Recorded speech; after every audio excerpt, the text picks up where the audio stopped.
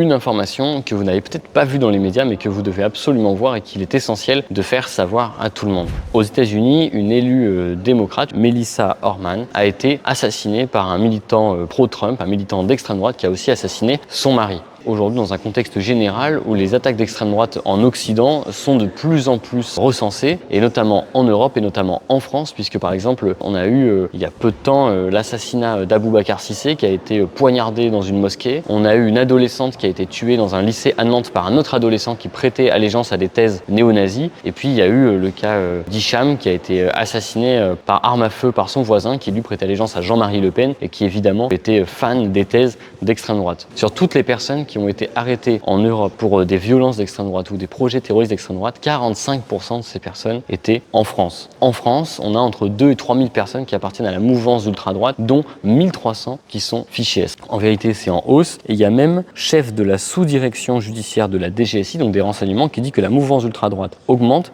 que c'est une menace terroriste qui peut être la menace numéro 1 dans certains pays, notamment dans les pays anglo-saxons, et que la France n'est pas forcément protégée du fait que l'extrême droite pourrait devenir la première menace terroriste dans le pays. Donc on a cette menace qui pèse de plus en plus sur le pays, notamment on est en train de passer peut-être de certains loups solitaires à des gens qui s'organisent de plus en plus pour des attentats d'ampleur, et dans le même temps on a l'impression que le gouvernement ne prend pas les choses au sérieux, que les médias évidemment ferment les yeux sur le sujet, et on nous sort des rapports fumeux sur les frères musulmans qui font la confusion totale entre des musulmans et les islamistes, etc. etc. Donc faites tourner cette information parce qu'il est important que toute la population prenne au sérieux ce sujet, quand on voit notamment qu'il y a des députés du Rassemblement national qui ont appartenu de près ou de loin à ces mouvances d'ultra-droite, en tout cas qui ont partagé ces thèses d'ultra-droite. C'est important que tout le monde le sache, qu'à un moment où on essaie de dédiaboliser l'extrême droite, il faut comprendre que c'est un danger de plus en plus grand.